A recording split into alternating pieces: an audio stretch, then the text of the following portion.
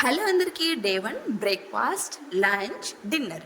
Breakfast sprouts and dates and next లంచ్కి వచ్చేసరికి ఇలాగా రాజ్మా శనగలు నెక్స్ట్ పెసర్లు ఇలాగా అన్నీ తీసుకొని శనగిత్తనాలు ఉడకపెట్టేసుకున్నాను.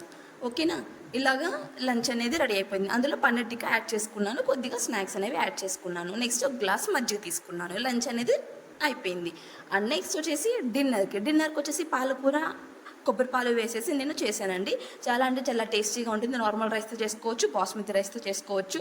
మనం ఏ కూరతో అయినా మనం మ్యాచ్ చేసుకొని తినేసేయచ్చు. నేనైతే పెరుగుతో తిన్నాను. ఇది చాలా అంటే చాలా టేస్టీగా ఉంటుంది. పచ్చి పాలకూరనే మిక్సీ పట్టుకున్నాను అంతే, అందులో ఉడకపెట్టలేదు పాలకూరను కూడాను.